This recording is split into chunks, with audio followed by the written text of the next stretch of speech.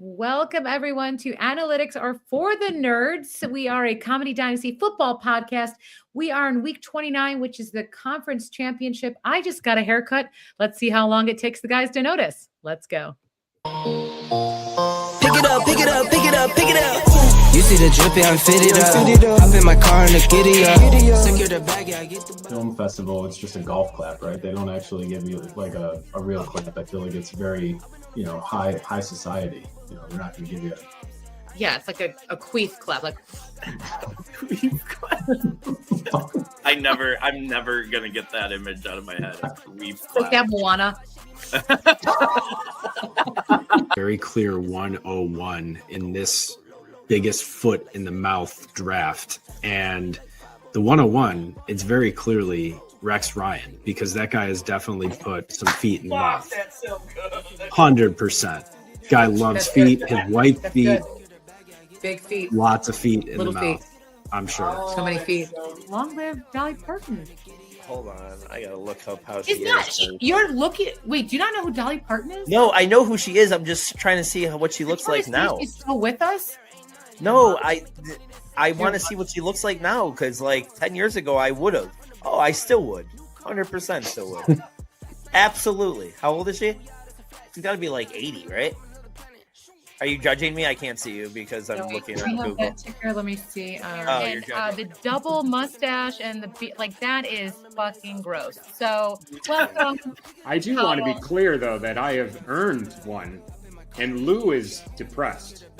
There's a big difference. Lou is still trying to convince 16-year-olds he's cool, and they keep telling him they don't want weed from him. They can get it from anywhere. Welcome, everyone. Look at you. Happy week 21. How are you feeling? You said week 29 in the open, and I thought, man, I know this last week has felt like 8 weeks for probably 8 years most of us. Yeah. But I didn't know if you were doing it for a bit or just next, but yeah. No, it did feel like the longest 8 years. So no, we are in week 21. We are in the conference championship.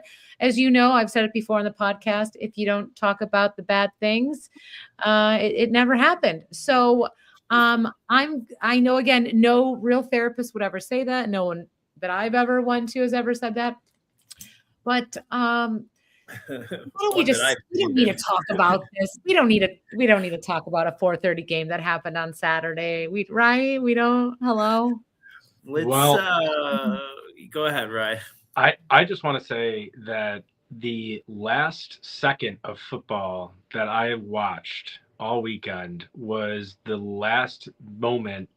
It probably wasn't even all the way through the upright when I turned off the TV, but it was the last kick, of course, Denver to win the game. I didn't watch a single minute of football after that, and I vowed to not watch another minute of football for the rest of the year. I am boycotting the NFL. Nobody cares, but just it's a personal boycott because I'm pissed, so that's it. It's a personal strike, one of one. I'm just mad. I am not only your friend, Ryan, but I also support you, and I love either your selfishness, or I'm going to say you're even a harder feminist. Now, I'm with you on this. I'm going to also not watch the NFL because I'm sick of it. For now, I'm sick of it for now. Yep, I'll get back next year, but. Yeah, Let we don't me play a little devil's. Well, this is our last show. Let me play a little devil's advocate, and it's not the one thing. And I know you're not saying this, Ryan, or at least I don't think you are.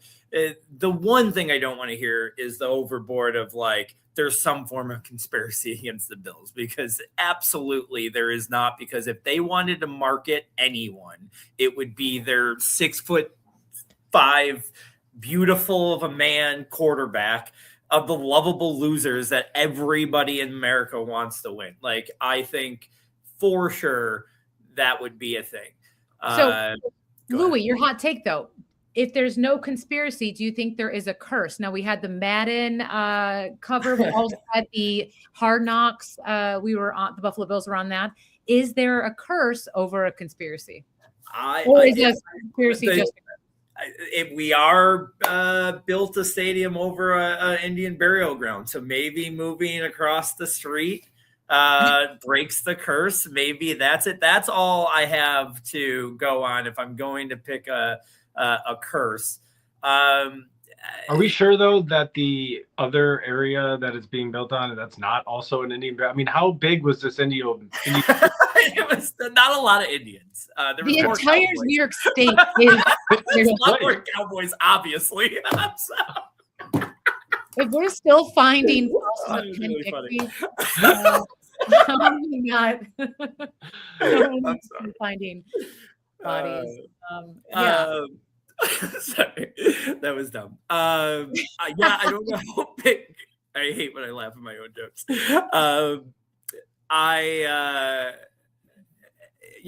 I've been told. I think that was like kind of maybe, I don't know. I don't even know if the cemetery thing is real. I just or the burial ground thing is real. I just have heard it and I've just run with it because anything you hear in Buffalo is true.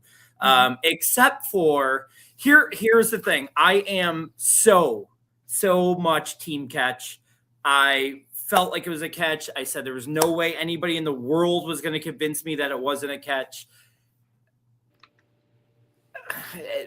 After reading the rules, I get why it was called that way. It doesn't make the rule not stupid as hell. I thought as soon as he showed control, which he did, and then gets touched, he's down by contact, and that's it. That's a catch. And I just thought that stopped the play there. But what they want is they want the completion of the catch first before down by contact it comes into effect. And obviously he didn't control it to the ground. But man, I don't want to even blame the call. I don't want to be that guy because 5 turnovers, that all that stuff there. I mean, they lost that game on the field. Quite honestly, and we're lucky to be in it at the end. I'm gonna disagree on something you say, and I'm sure Ryan, who is a very intelligent attorney, will clearly back me up on this. But a sloppy, ugly win is still a win, and every team has 1 or 2 or 3 behind their season. And I don't care if you have 5 turnovers. It just matters. Well, I mean, that's how they lost, though. I mean, of course teams find a way to overcome sometimes, but you can't blame the refs when you have 5 turnovers. I won't. I can blame the refs, and I will for the remainder of the year. Yeah, I think both things can be true. I know that they shot themselves in the foot with these turnovers, and I think the point is, though, if you look at the officiating, especially on the last drive, it's not even for me about the judgment call that is this amorphous idea. What is a catch in the NFL? There's really no good definition. And, what is it, like the Supreme Court's definition of pornography? It's you know it when you see it, right? But truthfully, that's not good enough at this stage. They talk about making a football move. Well, what the hell is a football move?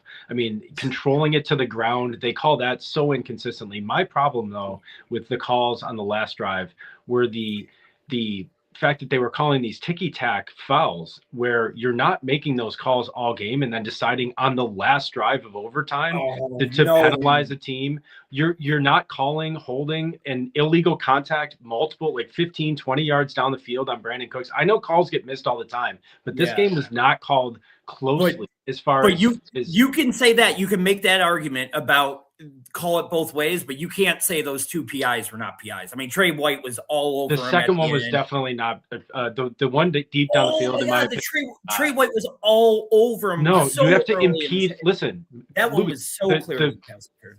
First of all, these things should be reviewable, and in big games like that, they should have Sky Ref looking at these and determining, because the key is you have to actually impede the progress. You have to impede the receiver in some way. This guy, Trey White, was wrapped around his hips at maybe a half second before the ball gets there. But what is he doing to impact his ability to catch the ball? Nothing.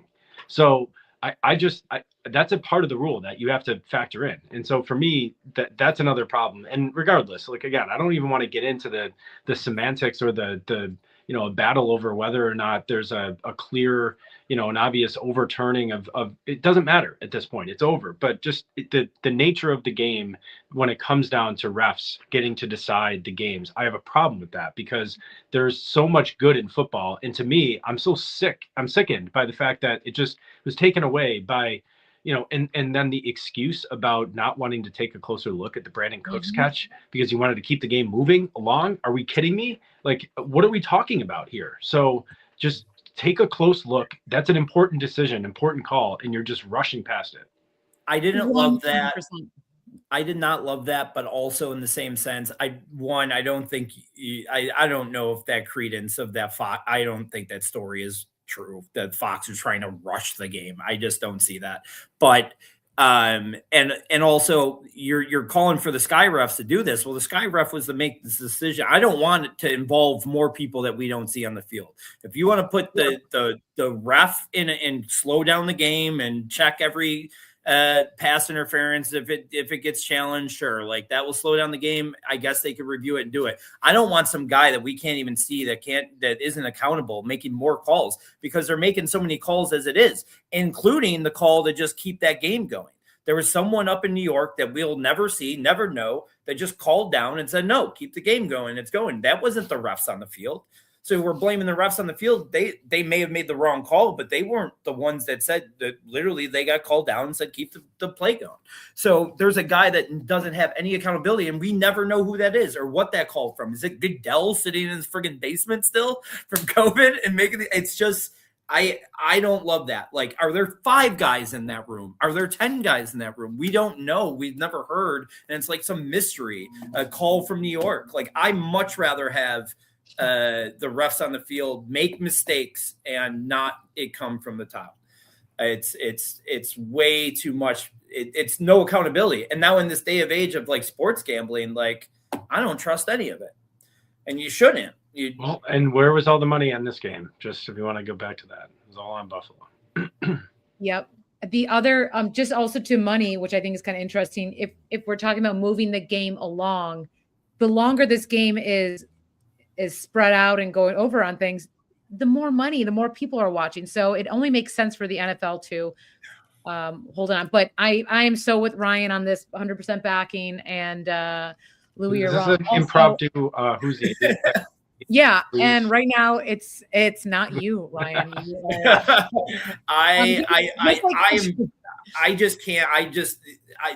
Anybody watching that game and blaming anything else but the team is stuck in 17-year drought, woe is us mentality. That team sucked that day. Josh Allen was horrible, absolutely brutal. Went back to his normal or his young self. That the play at the half, if you want to blame one play at everything, the play at half at the end of the half gave the game. That's the 3 points and that's his mental mistake. Calling Trey White's play. That was absolutely his stupidity. There's nobody that could watch that game and not see that was the dumbest thing ever. Ryan, you have to agree with that. That was a stupid play. Yeah, for sure. I agree that there's mistakes, that they made a lot of mistakes. What I'm saying is it can also be true that they got hosed by the refs. I think that is simultaneously correct. Yes, they did. If that makes you feel better, but I just think feel better. I'm not going to feel better about it, but no, it's so dumb.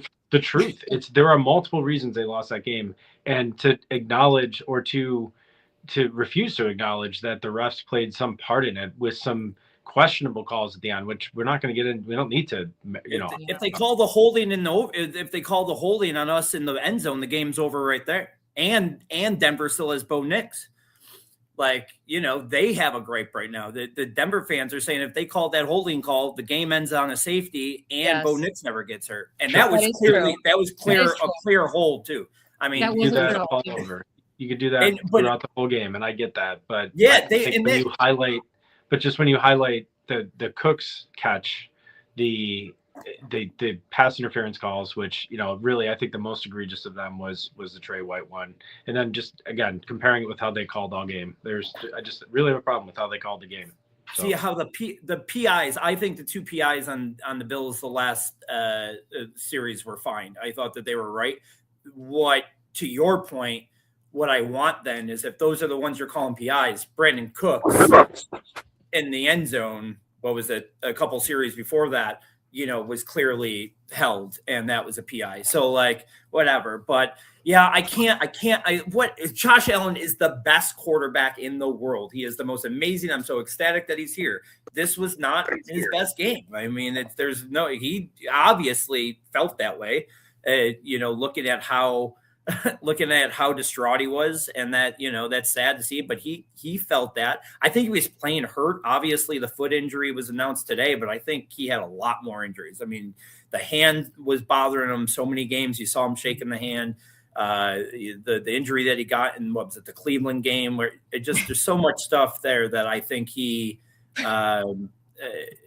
really was playing with. And so I'm not trying to not give him excuses, like whatever, he had a bad game, but one of them was a mental mistake, and that one was pretty much, what caused it. And don't forget, he missed Knox, for the game winner right there. And that wasn't a off the hands. That was 20 feet over his head.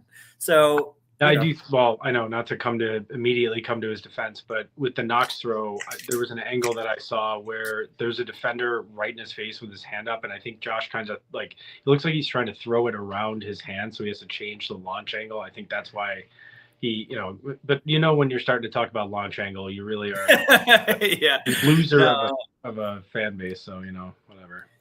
Okay, so two things on this game, guys. One is in terms of Josh Allen, he kept shaking the hand because yes, he's like a broken wrist. But when you trip when you're walking in front of people, and then you have to be like, oh, do you think it was more like, oh, my wrist? I would have told, if I was losing a game, I would be a little dramatic on an injury like that. I will say that, or ow, my hip, and grab it, even if it didn't hurt. The other thing is, in terms of whoever was in New York calling the games when they have to go to New York for it, what, if you could describe that person, what celebrity is it, or how would you describe them? It'd be really funny. Let's see. Pauly Shore, are we thinking? Pauly Shore is good. Just imagining Pauly Shore just being like, that's really good. Huh. I'm just imagining this guy. I'm imagining Gene Steratore evil brother. God, how bad is that guy? He's so bad. It's just Belichick still trying to ruin the game, just from afar. It's his girlfriend. This is what I know. I was even worse. It's his girlfriend. Well, we know what that game led to. And that's the next part of all this. McDermott gets fired.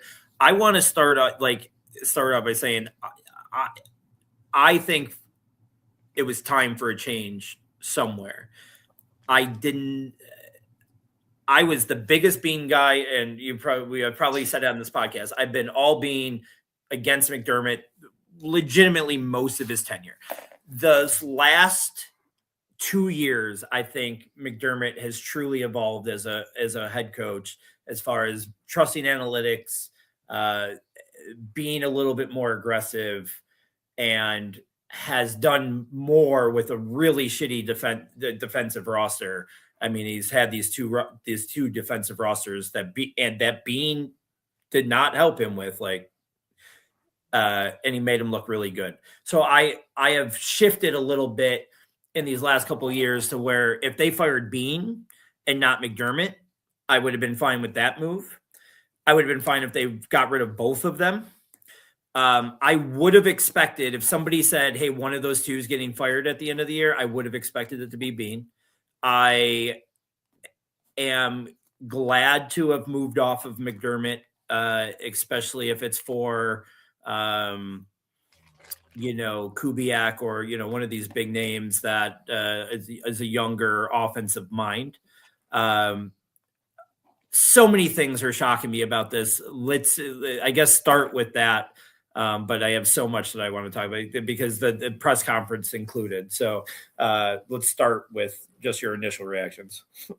I'm so disappointed. And, when you say you want something new and different, Yeah, we have a new stadium that's opening in 6 months, so that's something new and different. I can't imagine you're building and there's so many talks about who potentially can be here, and the two people are people that have a connection to the Bills. They were coordinators. Those are some rumors. I don't want to put anything out in the universe right now, but because I hope that Sean McDermott puts his hat in to get rehired. But I just it's so frustrating because for all of us here and many who are listening have been watching the Bills for 30, 40, 50, whatever, how many years. And this culture that we know of this new Bills era, which is the Josh Allen, which is the Sean McDermott era. And I know, Ryan, you kind of brought this up last week about this Josh Allen is the Sean McDermott era, Josh Allen.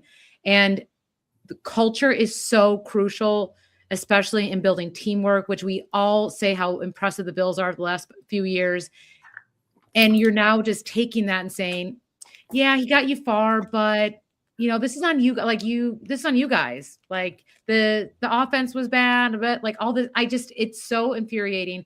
And then also to start a new stadium and a new team completely from scratch. So imagine that we are not able to replicate any of this next year because of culture and all that stuff and new coaching skills and trying something different when you don't have to try something different, and then just blowing it up when we don't have to blow up the team. I just think it's stupid, and that is a very technical statement. No, I think that's a really interesting perspective, Allie, because I don't share your fear about the bottom falling out, so to speak. But I know it's possible, it's reasonable that it could happen. So I guess I haven't really factored that possibility in. My initial reaction to this move was pretty close to stunned. I was not expecting them to move on from McDermott. And then the bigger stunner, as Louis alluded to, is the fact that they also then decided to keep Brandon Beane and promote him, so to speak, just with the title, to say, hey, you're our guy and you're going to do this more going forward. So I have been very critical of McDermott in the past because I think with 13 seconds, that was unforgivable. I know some players are disputing whether that was really on him or if it was on Leslie Frazier. I don't know. But, the buck stops with you as a head coach. And I think back then I would have been comfortable, might have been excited about a move back then. But truly, this does not feel like the right time in my estimation. And it's not based on anything that Sean could have or did do this year. And truthfully, I think people that have been most tuned into this team recognize that Sean was swinging above his weight class. He was, I think, doing a good job with the talent that had been assembled around him. I think it's a farce to believe that this is a championship caliber roster. I think Sean McDermott was spewing a lot of truth in the room in that meeting supposedly they had between Pegula, Beane, and McDermott, and I don't think they liked what they had to hear. But sometimes you have to hear that. You have to take your medicine. You have to listen. And if Pegula had the right people, in my opinion, if Pegula had the right people in his ear, giving him the advice that he should be getting this time, there's no way you make the move. And so just before we get about anything else, it turned to something different today when you learned sort of that it was Pegula who made this decision unilaterally to fire McDermott just based on how he assessed the emotions in the locker room following a devastating loss. What process are you taking to decide the future of a head coach without, number one, factoring in your franchise quarterback's feelings on the subject, which he was not consulted with, and two, going off of just emotions and reading looks on players' faces, feeling like now you've hit a wall because these guys couldn't talk to you after the game. I mean, I feel like that's such a haphazard way of deciding the fate of your football team when it comes to the head coach, to not have a plan, to not have a list of candidates, to not have discussed or thought about who might become available and if we need to jump at someone. Just this whole thing reeks of desperation and reactionary, I'm going to just now make the decision and tell everyone that we're doing the right thing. And just last thing, sorry, I know I said last thing. No, it's so good. It's just quickly.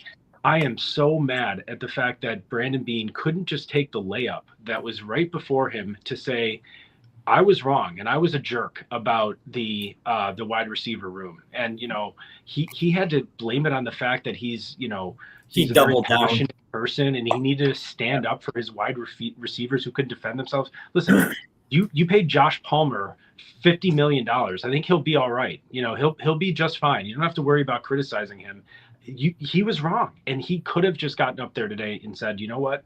I think as the season played out, it didn't go the way that we expected. It did become a problem throughout the year because we didn't have players that stepped up and made the progress we thought they were going to do, and that's going to be a priority for me in the offseason. He would have been lauded, and that's all he needed to say. But instead, he gets up there and he doubles down, and he looks like an arrogant ass is really what he looks like. And so it just rubbed me the wrong way. It was a really bad press conference, and truthfully, I think it made, this is still the best job in the NFL. Okay, let's not lose sight of that. But I think it did lose some of the luster because you look at this ownership group and this management group, and you're like, oh my gosh, this is a mess behind the scenes.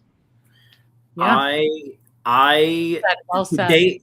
Today was absolutely a train wreck and horrible for those two men. I mean, they couldn't have represented themselves any worse than they did today. How one of them has made billions of dollars with that type of public speaking skills is baffling to me.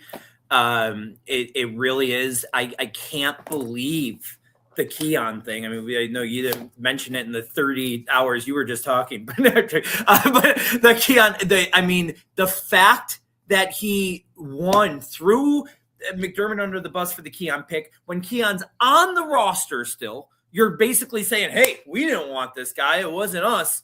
And he's still on the effing roster. Whatever. The kid, I can't stand that he couldn't get his head straight this year, but don't beat him while he's down.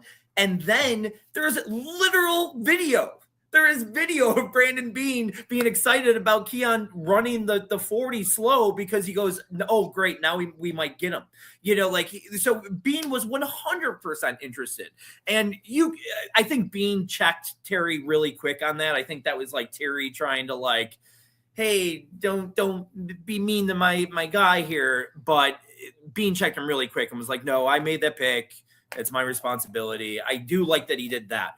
But they just listen. I didn't need the last couple days where everybody was like, "Where's the tribute video?" And they're not even being nice for everything. Listen, what job in the world do you get fired and then the next day they do a tribute video for you?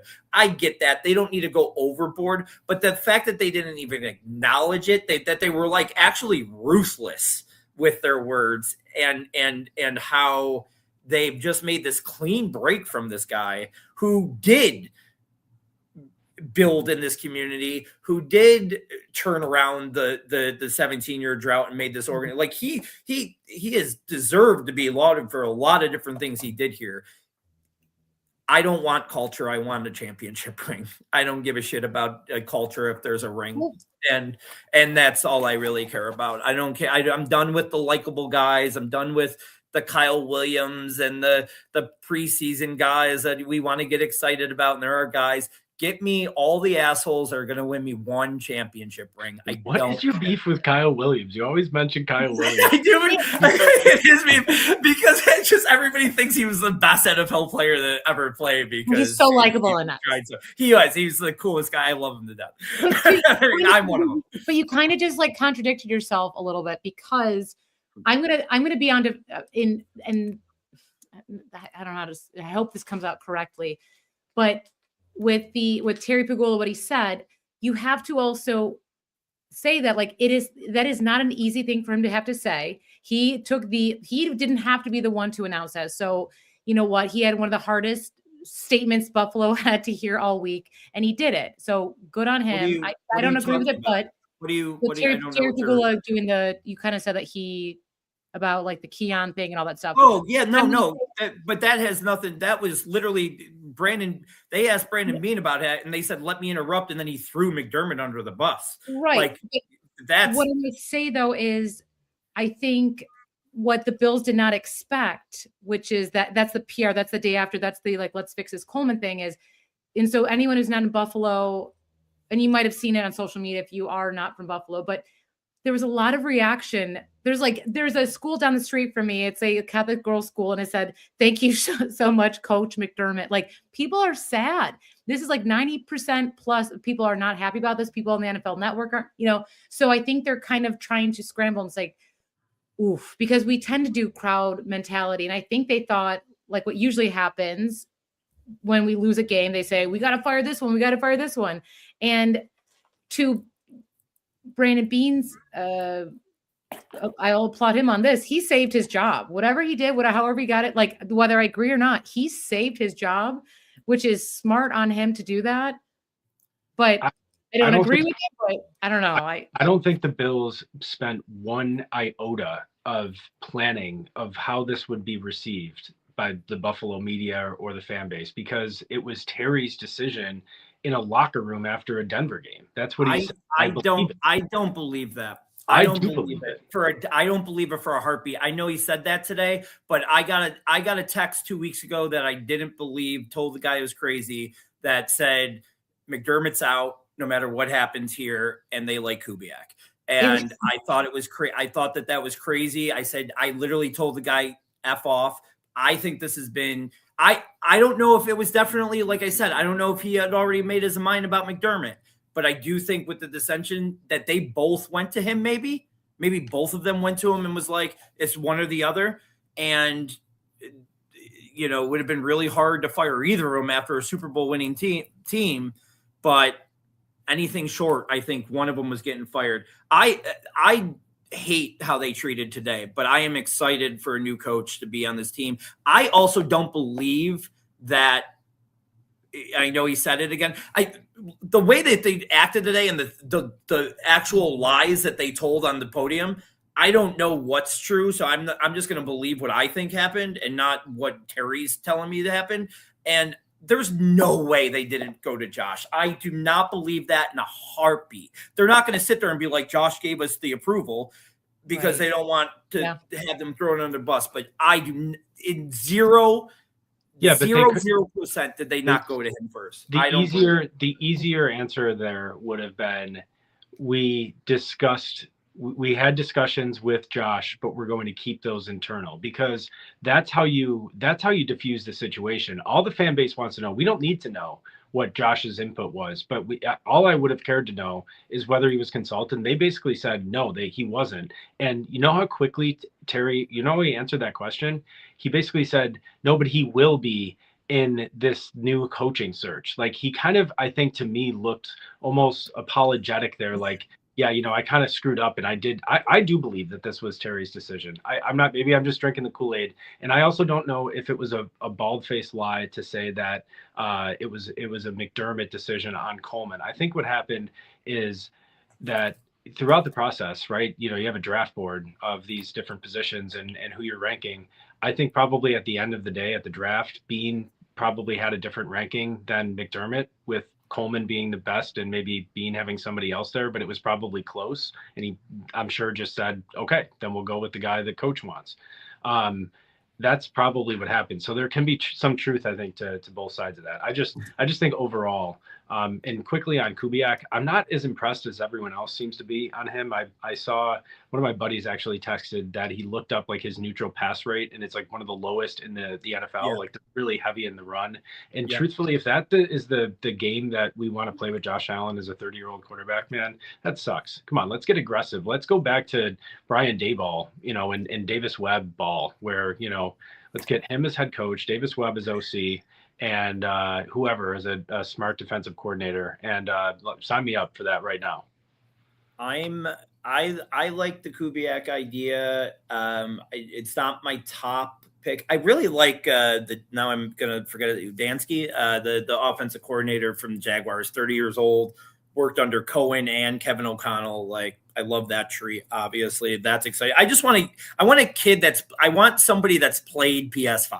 That's what I want for my head coach. I want somebody young enough that, like, is, all analytics, all knowing that you have the best quarterback in the league and playing aggressively with them. The Kubiak thing does scare me because of that. Like, his run rate is even more so than Brady. But at the end of the day, this team did show that They were a good running team. But, I don't want that, but also, what happened in the playoffs when James Cook gets stifled? Who is there to save your ass against Jacksonville? Okay? Exactly. That's why I just don't think it's a sustainable model. And I hope that they have internal conversations about, listen, how do we want to win games?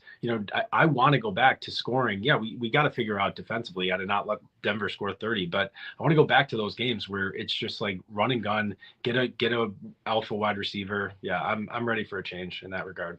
The list that came out today of all the guys that they plan on interviewing feels like a list of just, hey, we're working, but we're waiting. Yep. And I truly think that they're waiting. I think that this list feels very first roundish. Hey, we're giving you, we want to show you that we're working on it. We want to make sure no one blows us out of the water, but we want Kubiak. Or I think the Davis Webb thing is real. 100%. Dude, he's one of Josh's best friends. I mean, if Josh is really going to have any say in this, if he's not the head coach, I think he would at least make the move over to be the OC under Dable. I don't want Brady to be our head coach. I would anything. Oh my God, anything but Brady. Anything but Brady. I don't believe that. I don't believe that that's a option. First interview. I also thought when Brandon Beane today mentioned how there might also be candidates who are in positions where they can't, take any more interviews or make decisions. Now that was definitely, in my opinion, might be against Kubiak, right? Your source or somebody telling you that, but I really think it's Davis Webb that they're targeting. I mean, it just makes too much sense. He has all of the. I mean, you have players talking about him like he's going to be like the next amazing, Ben Johnson like offensive mind. Great. I just want to take a swing on that. If Kurt Cignetti is going to go, let me go to Davis Webb as OC or head coach, and then maybe Dayball in here too. Do you worry, both of you? Ellie, start. Do you worry that this isn't anything in life, right? Like if you're one of your friends is your boss, I'm a little worried about the cowboy in Josh Allen working under one of his friends and being like, I'm just going to go out and do dumb shit all the time because he's got that in him sometimes. You worried about that at all? I'm just worried that we're going to make a bad decision and pick up Pete Carroll and be like, yeah, he's 85 now. Let's I'm telling him or Mike Tomlinson or something, I don't know. I don't think that they make a retread thing. I really don't think. I think they're smart enough not to do that. I don't see any of the retreads come. I think it's going to be young and innovative. And the thing with young and innovative, it's just like a swing for the fences, right? It could 100%. Be a total disaster, or it could be we got the next great mind.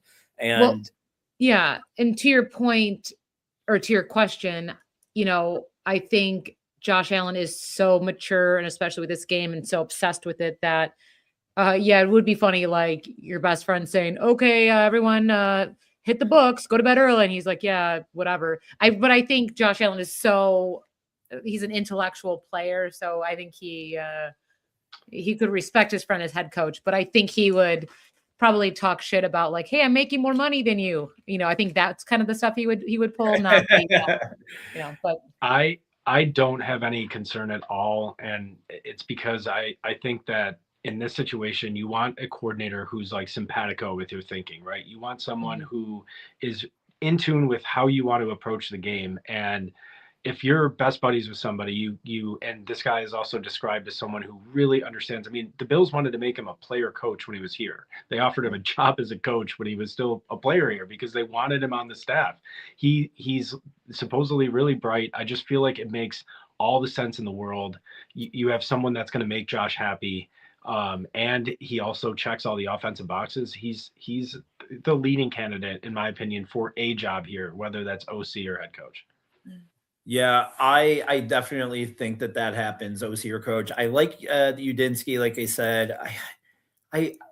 I'm not totally. I think I'm starting to warm up to the Dable idea more so because I think it's very realistic, and I'm trying to condition myself into being okay with it if it happens.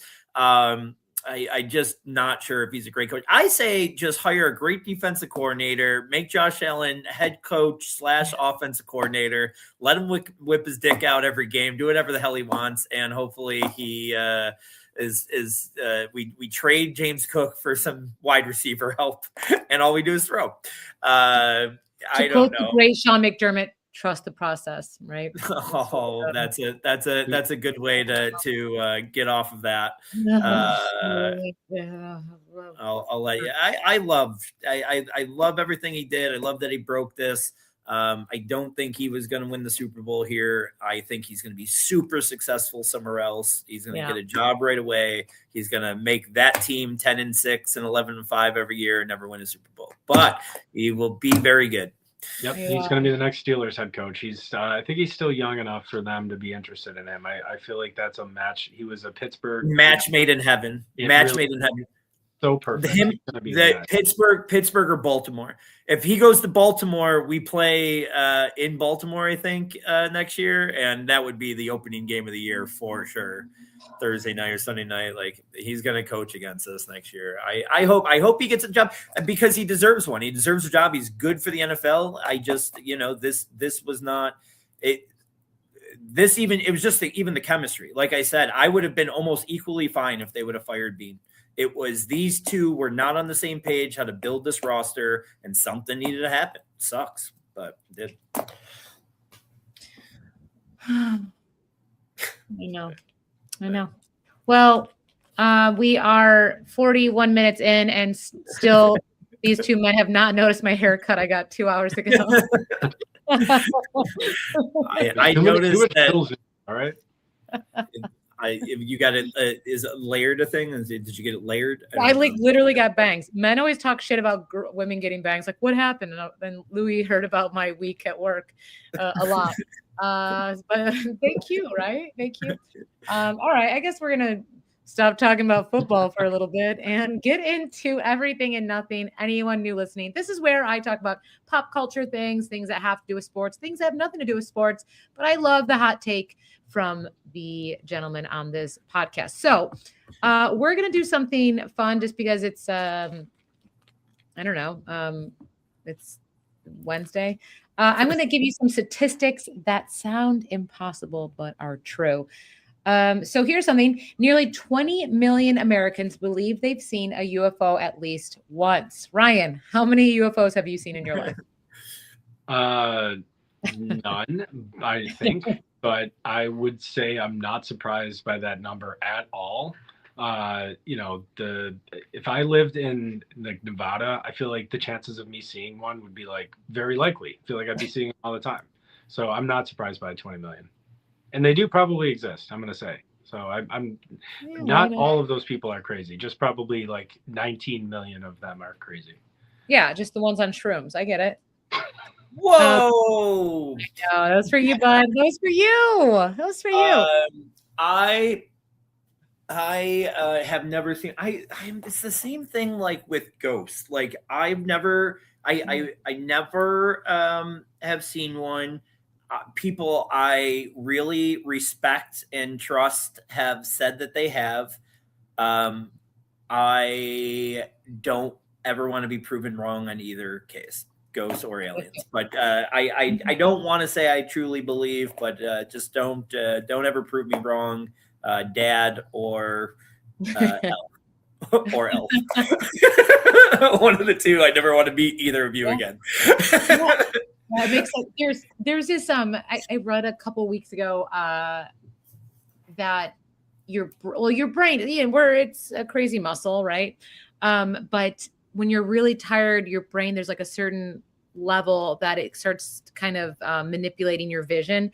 And so many people who are they think they see a ghost, it could be a manipulation of your brain being super tired. Also, there's another stat that I've read before that I just love brain studies, that you only see like 10% of what's in front of you, and your brain makes up all this stuff. So what you see over here in your peripheral isn't exactly what it is. It's just your brain kind of saying this is familiar, and it's kind of duplicating what it's seen before. So I always find that to be interesting. So who knows? But I also don't want to be proven wrong. And as a person that grew up Catholic, holy water helps, right? Splash. Okay. How great would it be if aliens were real and they looked exactly like ET? Like we just, holy shit, we nailed it. Literally Like, got it right. oh shit, Steven Spielberg nailed it. Yeah. Do it again.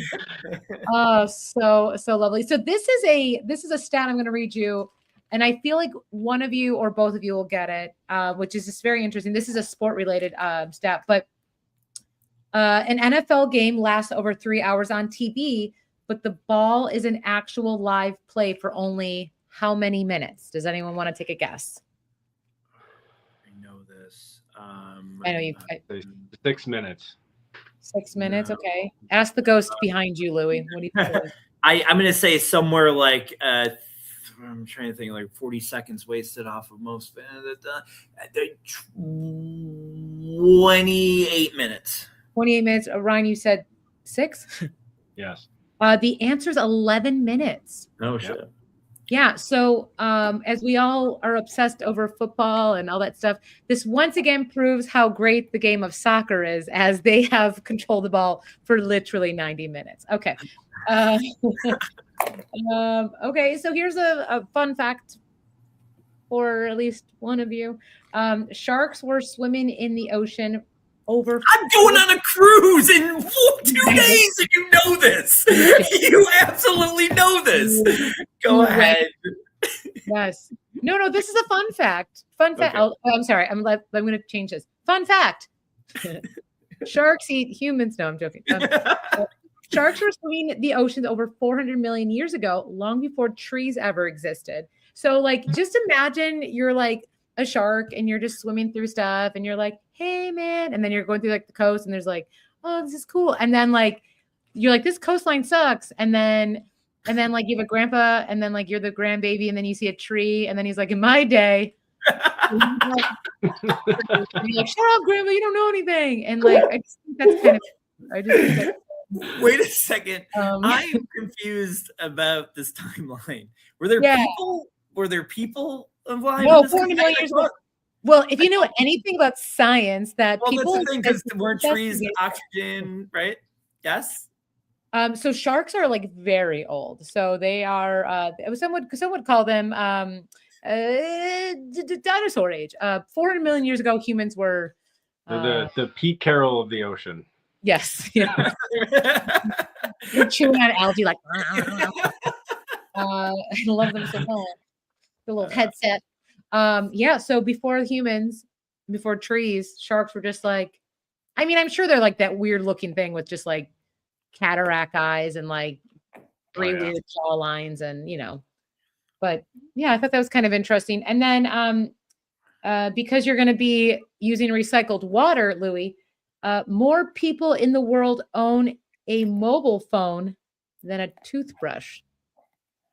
What? Yeah, isn't that kind of goofy? Or how many people have a track phone that they're just there's like 9. Wait a second. Is this more so of a updated toothbrush? Because I fall under that sometimes. Is it like when you're supposed to change your toothbrush, you think this is? Because I do stretch mine out like a week too long sometimes. And when I say a week, I mean, I notice it a week after. And then I stretch out a toothbrush a little bit too much, I think. How long is too much? I mean, like, are you saying I brush my teeth like 5 times a day because I'm like weird and OCD. So like I brush them every time after I eat, like a million times. So like I don't know, I work through them pretty quickly. I buy them in packs for sure. Yeah. You are supposed to change your pillow every 2 months, by the way. So yeah, I heard I was supposed to. I'm sorry, 2 years, not 2 months. 2 years. I heard I was supposed to change my sheets every 2 weeks about a year ago, and wasn't doing that. But I am now. But I let it go a little bit longer than 2 weeks. Shout out to the future Mrs. Louie. I thought when Louis was talking about having an updated toothbrush, he was talking about like an electric one. He was like, I don't think it matters if it has a battery in it, but okay. Yeah, your Oral-B adapter hasn't been changed in. I was like, okay, that's fine. That's you know, We were going to talk the conference finals, but we don't have a lot of time, so we will go into our draft. But real quick, obviously Denver loses. I like the Rams, and then I would like I'm sorry, did I say Denver? Yeah, so New England Rams, and I think the Rams win. If you want to run real quick. Yeah, listen, I don't care. I hope everybody ties. Not have a Super Bowl this year because I'm not watching it. So all right, fuck the NFL. yeah. All right. Let's go hockey, right? Yeah, go Saves. Yeah. You want? All right, so we are going to draft something that Ryan and I will not. Well, yeah, Ryan and I will not be watching, and that's the halftime. I don't know if I will be. I'm not like overly thrilled with it either. Like I don't know if I will. What? Well, I think the whole point of this one is to watch it also just to be like, haha, take that, nerds, we're watching it. So maybe just to, make those dorks, whatever. Anyway, so let's draft. This is how everyone feels in Buffalo right now, just so you know. Yeah, I know. You said we've done this before. We may have. I don't know. But you're going to go first here. And then, Ryan, you're 2. I'm 3. Nice. I feel like we have way different boards here, knowing our 3 tastes in music. So I'm excited to see how this goes. Sally, what's the number 1? My number 1 is 2007 Prince. Yeah. He's one of those artists that I didn't get to see in real life, and man, I wish I got to. And that was an amazing show and really impressive. And long live Prince. All right. Well, there's definitely I think pretty clearly the number 1. There's a close number 2 in my opinion. I'm going to go with Michael Jackson, 1993. The most iconic part of this, I think, is like him standing out there and just like building up that, that excitement and then starting. And yeah, he's all-time legend, one of the greatest ever. So yeah, that's my first pick. I'm probably good to save this one with you guys, I think, but I'm gonna go because it is Prince was second on my list, by the way. This one was first on my list, and it's Dr. Dre and Friends in 2022. Dre and Snoop and Lamar, Mary J and Eminem and 50 Cent. That was like, it was just another banger after banger coming out. A lot of it was surprises. That was really cool. And then my next one in order, I absolutely love this band story, but I went to go see them once and got really high. And the next day, I was late for softball. I had a softball game at 10 o'clock in the morning. I got there at 10:15. I had to take over. One of our friends' dads was out there pitching. I had to take over, and he looked at me and goes, "What happened?" And I just look at him. I go, "The fucking Stones, man. The fucking Stones." And the Rolling Stones. One of my favorite live concerts ever. I went to the stadium that is now going to be dying to see them. Coolest thing. I love the band, and that halftime show was pretty iconic. Stones. All right, good picks. I'm gonna go with the very impressive Lady Gaga. 2017. Yes. She's pretty great, so I'll go with her. I love it. Gaga was on my list. Great show and very fun live.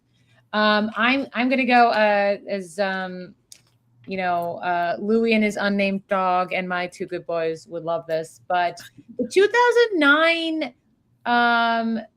Puppy Bowl, which was the 5th Puppy Bowl, where the MVP Matilda won. Matilda was a 9-week-old eagle, and the craziest thing about this show was that in one single play, good girl Matilda took the little football in her mouth and went from the end zone to end zone to end zone. She did 3 touchdowns back to back, and they call that each a touchdown. Like you don't have to touchdown. You don't have to like go to your own side. It's just thanks for crossing that line once you're a dog. But it was wild, and what a good girl, 9-week-old, and it was crazy. It was the 5th one, and it was so good. That's my number 2 of all time. My number 3 best halftime show is going to be Kendrick Lamar. Last year. That was just amazing. I love that he brought out the bootleg gene. But it's just the greatest diss of all. It was so perfect. And if you've seen any of these TikTok or Instagram reels of people just picking apart every single thing that he did with intention, it shows why he is so brilliant. I mean, there's many reasons why he's, he win a Nobel Peace Prize. Am I making it? He won. But it's just beautiful and amazing. And what the song of the summer, all this stuff. But Kendrick Lamar. All right, I'm gonna go with J-Lo and Shakira. Oh man, you sniped me! You sniped me, man. That's a snipe. It is. That is a snipe, Listen, man. I think Shakira is like so talented. Like she's got such a great voice. I'm sure you do. Listen. I must say, I mean, I also the zebra, or no, what the hell is her animal in Zootopia? She sings a song in Zootopia that my daughters love, so that's another bonus. So yeah, Shakira and J-Lo in 2020.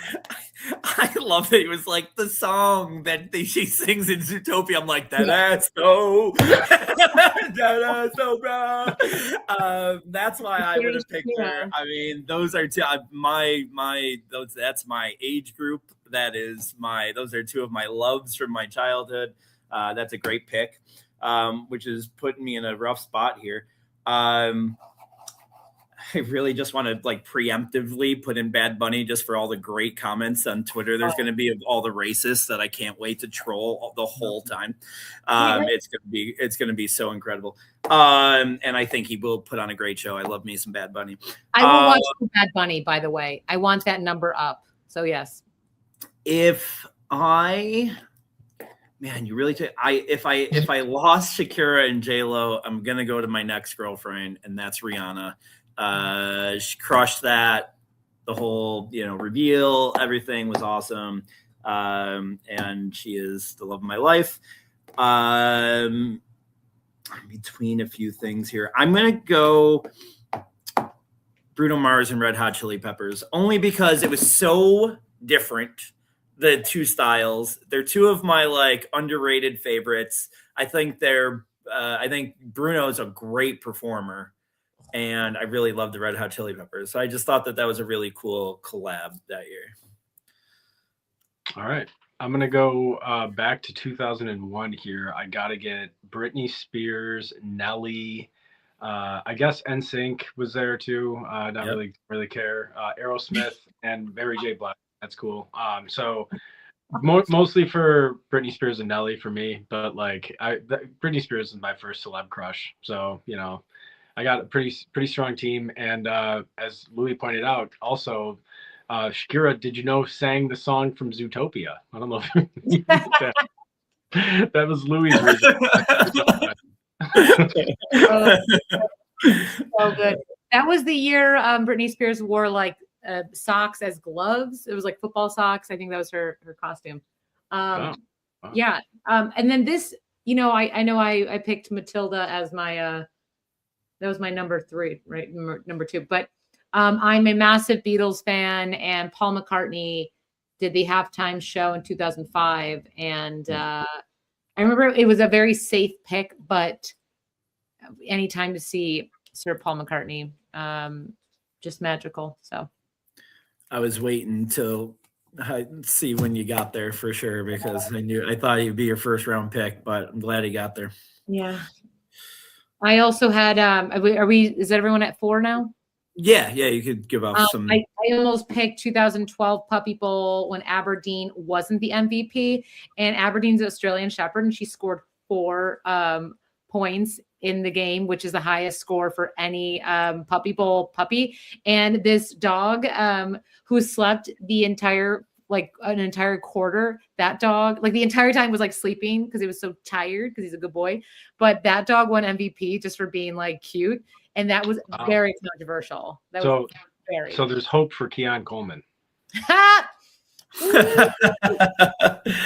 Now that you did that or did the puppy bowl, I started trying to think of like, I remember they used to do Simpsons, right? Like they did a Simpsons episode during halftime that they would want people to turn to. I know some of those were good. One I think had something about the Bills in it. What were there were some other TV shows that like had special like Super Bowl. I think Friends maybe done it one year. So those are all fun to think of. But as far as a couple of concerts I missed, man, Ryan took so many of my ladies.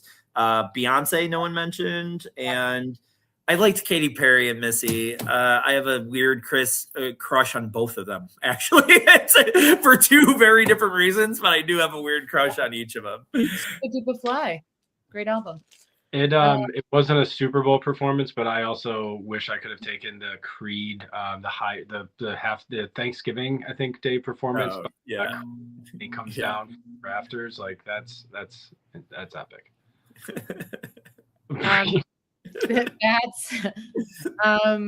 That was unfortunate that we just ended a really great podcast with that. That was very nice. That was we disagreed, but we didn't want to punch anybody, and we didn't scream or yell. And I honestly think we voiced. I think Allie is on one side, I'm on one side, and I think Ryan is probably like, I feel like we are representing the Buffalo fandom right now, because I think in most rooms of three, that type of conversation would be happening. So I'm glad like, there's assholes like you and smart people like me. Aligned, but all right, everyone. Thank you so much for listening. And thank you for noticing my haircut. What? Hello? Good luck watching football this week, if we care anymore. Most of us, at least in Western New York, are dead inside. But this is the fun part of football, right? Where it gets stressful and it's all or nothing. So enjoy upcoming week 22. And Louis, be safe. Don't get hurt by a shark. And we will see you soon. This is Analytics Are for the Nerds. Wait, Ellie,